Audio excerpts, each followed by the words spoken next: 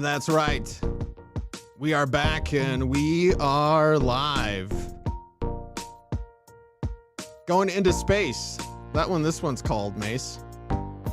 Into space with Mace. Oh my gosh. Yeah. There's a lot of space between my ears. Orange and Blue today. It's presented by Sean Ponda, Cecil, Lammey, Andrew Mason, messing around. And sorry for the delay, everybody. That's my bad. We got Mace in the house. We got Cease in the house. And yes, I just went third person. And what a whirlwind 24 hours it's been, including a Kareem Jackson sighting in the building. We'll get to that a little bit later. But Mace, I hope you're doing okay, my friend. I'm hanging in there. How are you? Day's still punching, but I'm here, so let's get to it. Could Marvin Mims Jr. be Denver's most talented wide receiver? One thing that I've said for non-clickbait or hot take purposes, because clickbait sucks and hot takes are dumb, Marvin Mims is their most unique wide receiver. He's not the route runner that Jerry Jeudy is, but he's faster than Jeudy. He can be used inside and outside like Jerry Jeudy. He's very kind, he's very humble, he's very focused. And, of course, he doesn't have the size of Sutton or Tim Patrick, but that speed is something that Sutton and Patrick can't touch. So Denver's most talented wide receiver, Mace, the way that I've put it is by the end of the season, if Marvin Mims Jr. has emerged as the favorite target for Russ Wilson, I wouldn't be surprised. Not saying it's going to happen, but the talent is there for it to happen. The talent is there, although it's not necessarily a complete package because you're talking about speed and the ability to get separation that way, but you're not talking about someone who is yet a plus player in terms of contested catch ability. Watching him at Oklahoma, the vast majority of his work involves getting pretty good separation, which definitely is an attribute, but it's not something he's going to have as often in the NFL. And that's why I hesitate to say he's the most talented wide receiver the Broncos have right now. I think he's got a unique skill set in that room, at least among receivers that you can rely on staying healthy, but talent all around. I still see Jerry Jeudy as the guy who's the alpha in that regard and probably who the Broncos want to be the alpha, at least this year. Yeah, at least this year, and then we'll see after that about Jerry Jeudy. Is Jerry Jeudy going to get what he wants, though? Like, are the Broncos, if what you say is true, Mace, and they want him to be the alpha, well, will they give him the damn ball? Because he's basically the Broncos' version of Keyshawn Johnson. Give him the damn ball, and he'll be happy. If you don't, if you spread it around, then I'm afraid that Jerry Jeudy might check out. Yeah. And that's the big question because you spread it around. You have Tim Patrick coming back, and he's going to get his share of targets. You have Mims working his way in. You still have Courtland Sutton. Honestly, the logjam sometimes has a way of relieving itself naturally by attrition. But if we're sitting here in mid to late August, let's say Mims is looking dynamic. Like, okay, you can't keep him off the field. Then the Broncos may have an interesting choice to make in terms of what they do with the wide receiver position. And does somebody have to go? And I think then the most likely one is still Courtland Sutton. And then we would really get to see what Mims could do as a rookie, that in terms of whether he can become that all-around threat. That's the thing. If the opportunities are there, and you said on Jerry Jeudy, I mean, he's got to be engaged and involved, and we've seen what happens when he's not engaged and involved. Yeah, and I put it all smiles. I wrote about it Mile High Monday at denversports.com.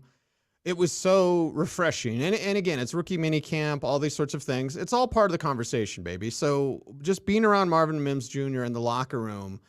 And just you may dispense with the pleasantries. No. He had nothing but pleasantries for us in the media. So, and it's good, young player's career, but you see that focus, you see the humility.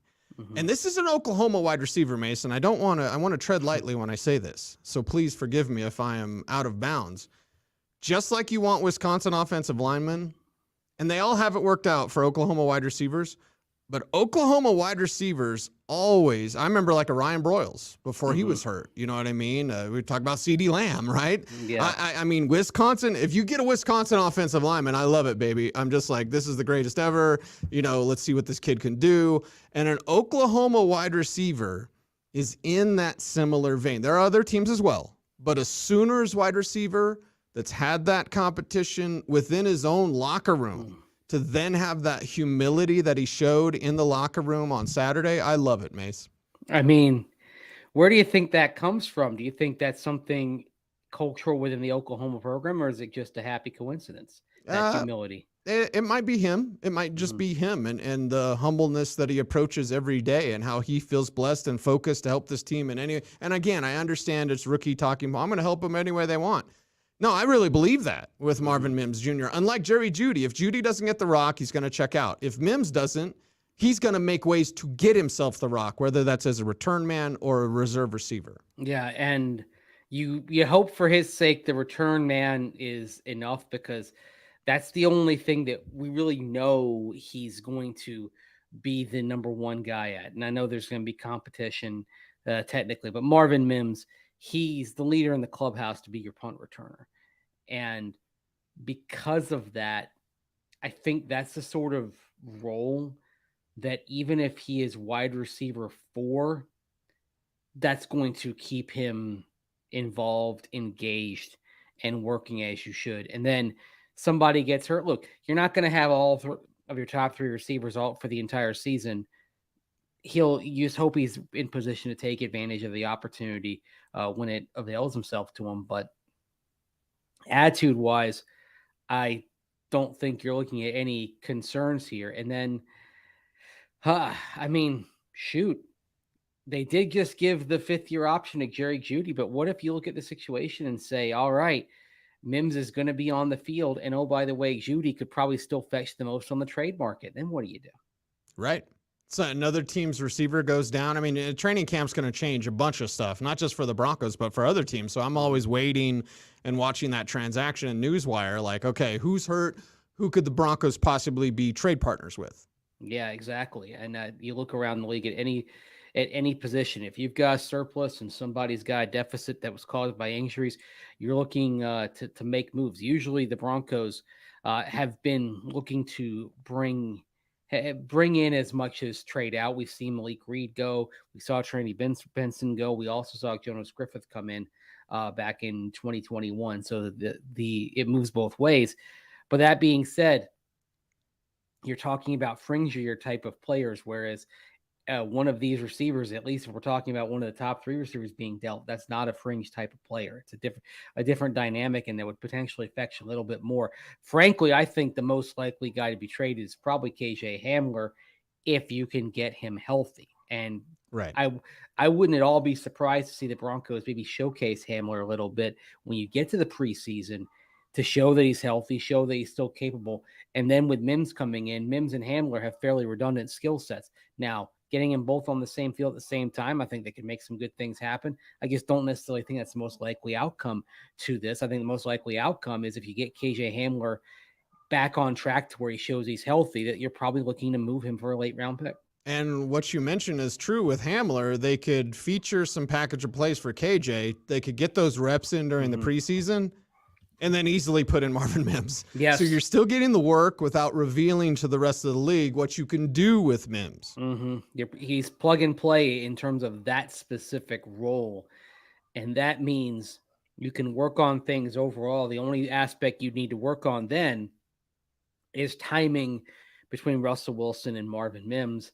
And that's where you'd focus on that once you close the curtain on practices to where we can't see what's going on. Of course, training camp open to the masses who are watching, but you can also start working on that even in OTAs, because we're only going to see one practice a week for the 3 weeks of phase 3 of OTAs before minicamp. So you can start getting that work in there and ambush people a bit. And then when you're talking about preseason games and stuff that's in public, maybe that's when you're showcasing Hamler a little bit if you're trying to trade him. Well, Mason, let's look at what the Broncos will have to do this season. Their offense will be better. You and I both believe the offense will be run heavy, You can't be like that all the time. There will be time. Chiefs get up on you by 14. You're not running the ball. Yeah. So imagine, and not necessarily Hamler, but imagine running a 4 wide receiver set and having all of these 4 options and, 11 personnel and a 3 wide receiver set, and then having an Albert Okwuegbunam or something attacking the defense, Adam Troutman, if you will. But like, you get him on the field, you make sure there's a package of plays in place, because even though we believe the Broncos can win with defense, they can win with running the ball, there will be moments within this season, Buffalo game, Kansas City game, Chargers games, where they're going to need to put the foot on the gas. And that's where a guy like Mims, even as the 3rd or 4th receiver, could make plays. And also get him involved in the running game as well. What's to stop you from making the end around to Marvin Mims a regular part of your package, to where you're giving him 2 or 3 carries a game? Let him be a part of that. If you're going to emphasize the run, don't be afraid to take advantage of the skills in your wide receiver room. I would not be opposed to Marvin Mims getting a couple of carries a game, Jerry Jeudy getting a couple of carries a game. These are the types of things that make sense, that allow you to keep your run emphasis while also playing to the skill sets of the wide receivers and making sure they're involved and engaged in what's going on. So be creative. And I think Sean Payton, he's shown a history of that type of creativity. Wouldn't be surprised to see him do that this year. That type of creativity and that type of versatility, like just to use guys differently so they could have their run-pass balance, which should be around 50-50, which is run heavy in today's NFL. Yes. Well, what is it, like 75-25? I mean, it's 70-30, maybe 70-30. What's the number today? I think it's actually more like about 60-40, maybe even about 59-41 or so. Okay. But we used to think of it, and the numbers back that up, as 50-50 not that long ago. Now, for you and I, because we're old. Right. If you're a 25-year-old watching this, the days of 50-50 run-pass ratio, unless you're the Seattle Seahawks and Russell Wilson, another reason why you may want to go 50-50 is because the Seahawks annually were flirting with 50-50 run-pass ratio when Russell Wilson was there and he was successful. So something to consider as you make your plans this year on offense. But it's really changed. The acceleration of change really began about 10, 11 years ago. I'd say in some ways the change went to another level coming out of 2013 and what Peyton Manning and the Broncos fast break passing offense did. Yep. And it hit about Mach 5 or so. And then it peaked in 2020. That was the thing. The pass emphasis, we've actually seen a little bit of a tilt back to the running game the last couple of years. The history of football involves pendulum swings, right? There's always a move and a counter move. It goes back and forth.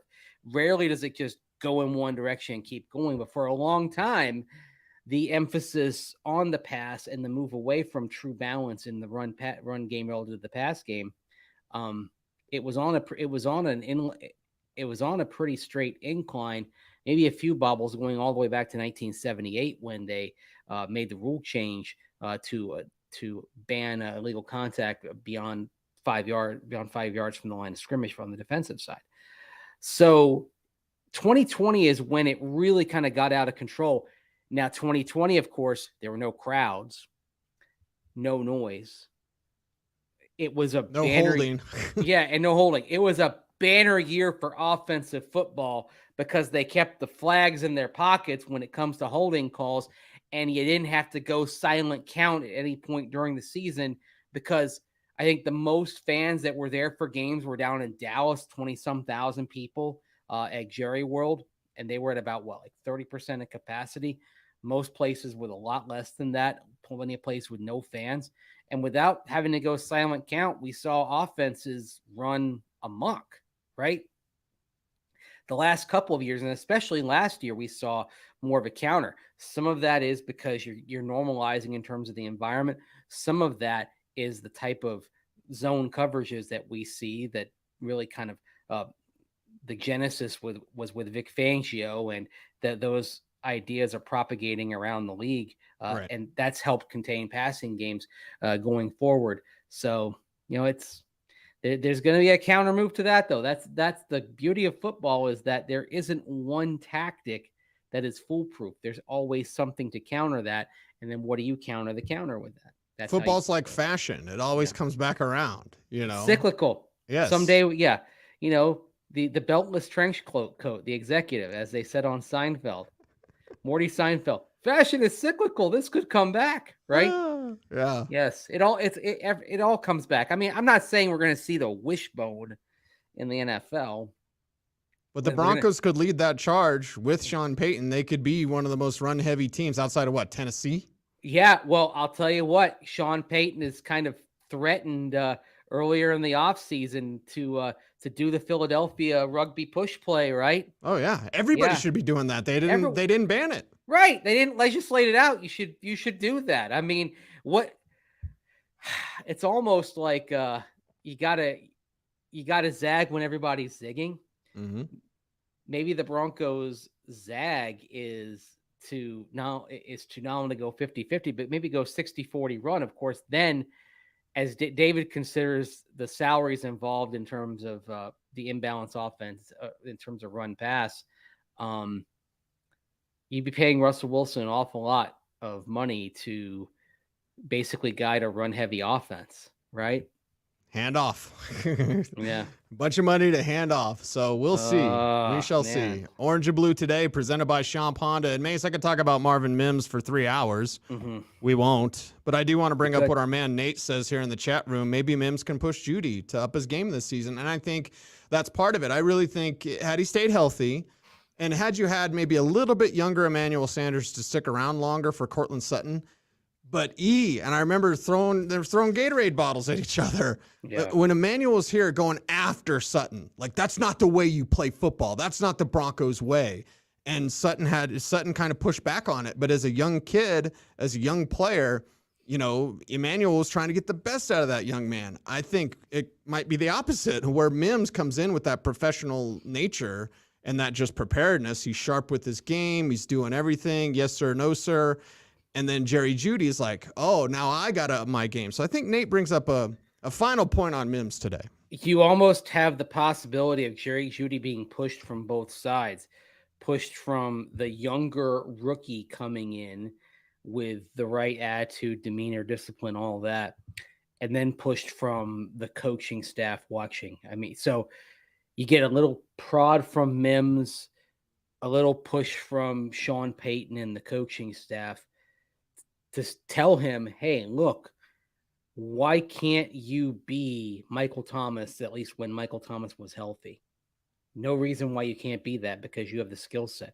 And then you have Marvin Mims coming in with more vertical speed than Jerry Jeudy and being able to take the top off of defense and reminding Jeudy that, hey, you may not have that exact raw time speed, but you've got that sort of capability as well to take the top off of defense if you're properly engaged and involved with how things are going. So I think it's kind of the push from both sides that you're hoping, okay, one's from here, one's from here. It's like pushing a car, right? Sometimes you've got people on each side of the car to get it going forward when it's stuck and not moving. And that's kind of what you need, right? Yeah, that's for sure. By the way, it was RJ says Cecil knows about cyclical fashion. Yes, I'm wearing a Boss by IG shirt, which I was looking for Larry Johnson from the Charlotte Hornets and the New York Knicks. I was looking for his shoes on eBay. I was looking for some Grandmama shoes, and I saw a poster of him wearing a Boss shirt. And I was like, I think it's right there. I was like, hey, I used to have Boss gear. It was a hip-hop company that had a clothing line in the 90s. So I was like on eBay, I was like, hey, $5. So I was bringing back the 90s. You should see all the young people in our meeting, Mace, when I was like, it's Boss by IG. You don't remember Boss by? And they're like, no. I was like, did you wear Jenkos? Like, what? Like, you didn't have 90s fashion? Like Ocean Pacific? Nothing? Well, Ocean Pacific was more 80s. That was more 80s, yeah. I mean, we want to bring back FUBU. I mean.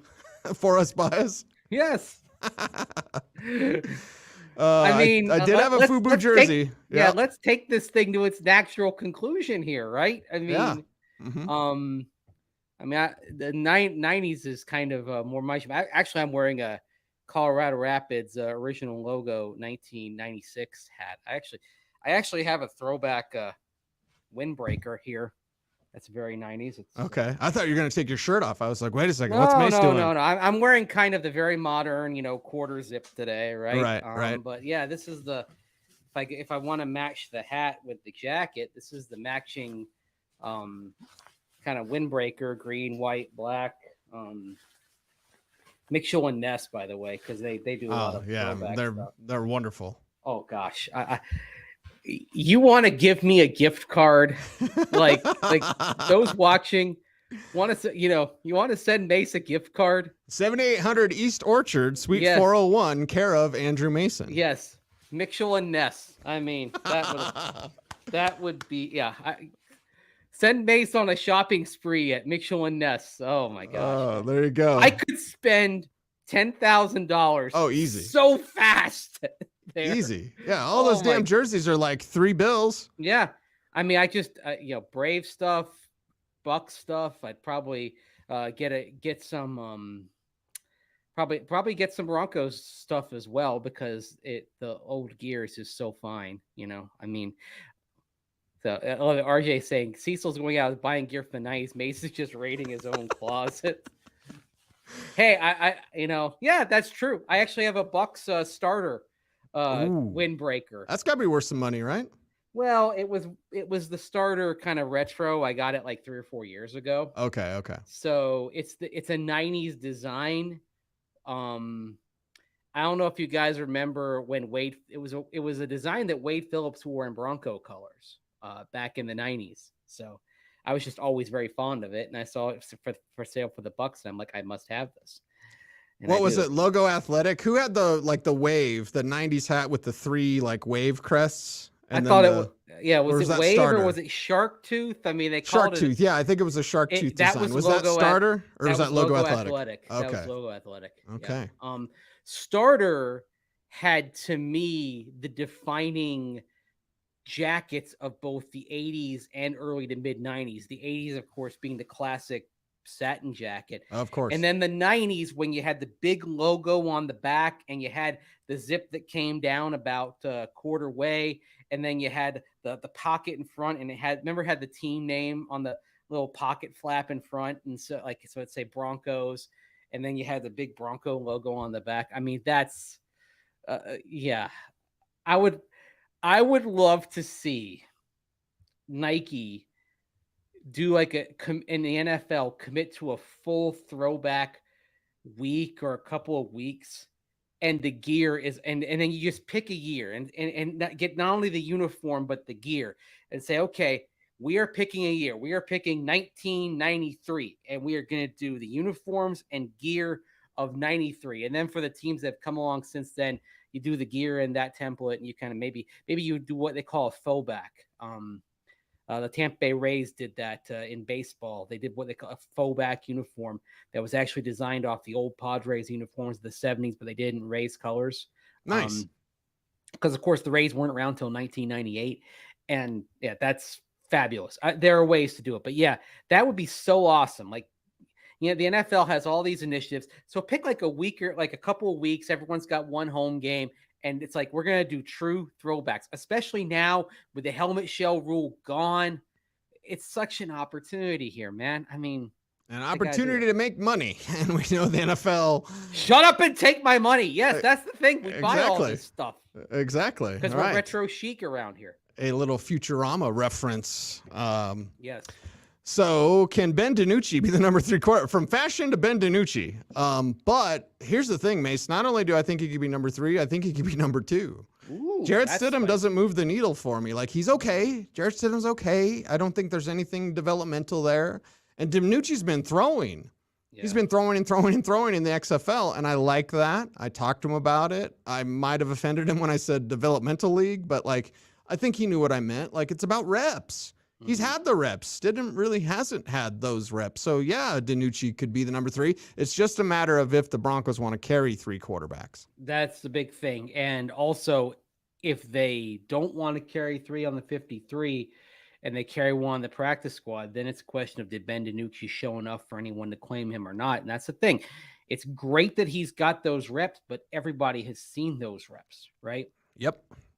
Now, that being said, he came here on a tryout over the weekend. He had to have the tryout, and then he signed the contract. He officially signed it today. We knew by Sunday that he was going to officially be a part of the Broncos going forward. So the question is, did anybody offer him the bird in the hand rather than two in the bush? I would say if somebody offered him a contract right then and there before the tryout, he'd be there and not here. Right. So that tells you that even though there's things to like from Ben Denucci's film with the Seattle Sea Dragons, that it didn't move the needle for a lot of teams. And maybe, unless we're talking about Denucci absolutely balling out in the preseason, you can sneak him through to the practice squad. But here's the thing, Cecil. They changed the rules on quarterbacks on the roster, okay, to avoid the catastrophe that was about to befall the 49ers in the NFC Championship game when they were looking at being down both of their quarterbacks. So now, if you have a third quarterback on your 53-player roster and they're active on game day, that's an extra player that doesn't count toward the overall 46 players that you have active. It harkens back to what the rule was, I think, about 15 years ago or so regarding the third quarterback. You've basically gone back to that. Right. Part of the reason is to reward teams for having a third quarterback on the 53-player roster, which is something that a lot of teams have gone away from. Now you're incentivizing that by saying, oh, you're going to be able to have your butt covered if something happens, the unthinkable happens at quarterback, if you've got three guys on the 53 and you're able to use that bonus spot. So because of that, I would not at all be surprised to see a third quarterback. And with all respect to Jarrett Garantano, as you and I often talk about, you've got an advantage when Sean Payton's the one bringing you in rather than being a holdover from the previous regime. And if they were that excited about Jarrett Garantano, I don't think you'd be talking about them bringing in Ben Denucci this week. I think Ben Denucci's got an excellent chance to not only be the number 3, but be the number 3 on the 53, not on the practice squad. And Ben Denucci learned 5 offenses in college, and his XFL offense, was June Jones. Yep. It was the run and shoot. Yeah. So you want to talk about somebody that can come in and sling it? It's the guy that was running the run and shoot. Yes, exactly. And there's not going to be a lot that you can throw at him. And the other thing about the running shoot that I think excites you in terms of having skills that you can apply going forward is that it really it puts a great deal of emphasis on quarterback and receivers to read the intent of the cornerbacks, right? To read what the coverage is. It's an offense that's very fluid and very much reacting to what is presented to you coverage-wise. So in order to flourish in that, you've got to be able to quickly read, diagnose, and know what to expect. You've got to be intelligent. Ben Denucci is that.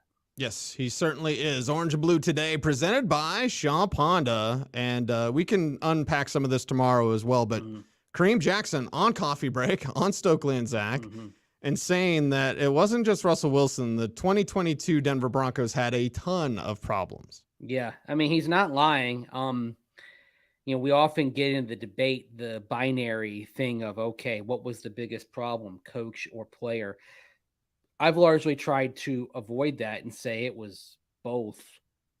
One thing that was interesting, I thought, that Kareem Jackson said, and I believe he said this when he was on with Rachel Vigil this morning over on Coffee Break. He did Coffee Break and then he did Stoke and Zach.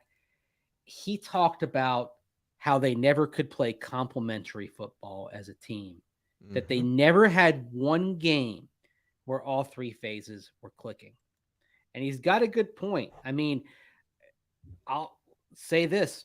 The last 2 games of the season, offense was clicking, special teams was not melting down, but you remember those games, the defense was getting shredded a little bit. Now, injuries were involved with that. The Broncos were really compromised by that point.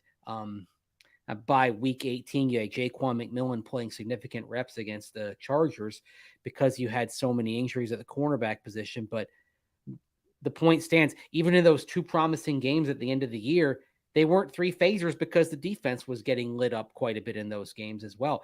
Never once did it all come together for the Broncos last year, and that was a understandable point of frustration. But also, complementary football means the defense has to play hand in hand with the strengths of the offense, right? So, for example, if you've got a great offense, one that can march up and down the field and can do it lickety-split, sometimes the best complement for that is a defense that forces turnovers. Maybe it's going to give up some yards, but it gets takeaways, and it does, and it clamps down in the red zone, right? Because what happens there is, if you have a great offense and then that defense is out there, maybe it's giving up some yards and getting a takeaway or forcing a team to settle for a field goal. But then what that does is it's working well with the offense because it's giving the offense a chance to catch its breath a little bit. So that's what we mean when we talk about like complementary offense defense. That's one example of it. Broncos didn't have that at all. It was a muddled mess. It is Orange and Blue Today, presented by Sean Ponda every day, Monday through Friday at 3:30. If I can remember, send Mace the link. I didn't know. I wasn't going to say that. I was like, where's publicly. Mace? I hope Mace is okay. And then you're like, hey, buddy. Hey, I wasn't going to say anything on the show about that. Okay. But yeah, since you mentioned it, I was just kind of like, oh, because we have a little bit of a team package to get this together now. We have a flow. Since Cecil is back there at the studio in Greenwood Village, he'll kind of launch the show there. And the little graphic you see is something that I've started doing most days because it's, I've done a lot with Photoshop over the years. I can do something like that in like 15 seconds or so. And yeah, so we had the team effort, and I wasn't going to say it. See, that's the thing. I wasn't going to say anything on the show about why we were late. I wasn't going to throw you under the bus, but you threw yourself under the bus, man. Well, here's the thing. And this rarely happens, but I'm in a pretty blankety blank good mood. So I can tell. Yeah. I'm seeing Mr. Bungle tonight, my favorite band of all time. They're at Mission Ballroom. Yeah. I had my latest comic book fully funded in an hour on Kickstarter yesterday. Thank you. Got 29 days left. Check it out. Death support on Kickstarter. Mm-hmm. I'm interviewing Comic Tom, who's like one of my favorite YouTubers today, in about 2 hours. Yeah. So it's like, yeah, baby, light and sweet. I'll fall on the sword. It's fine. Everything's going well. Everything's coming up Millhouse, as they would say. Yeah. My boots are wet, but my pants are bone dry. Everything's coming up Millhouse. Oh, man. He is Andrew Mason. You follow him on Twitter, at Mace Denver. I am at Cecil Lammey. We love you guys. Yes, we do. Be safe. Be kind. Know that you are appreciated. Stay tuned. As always, please stay frosty.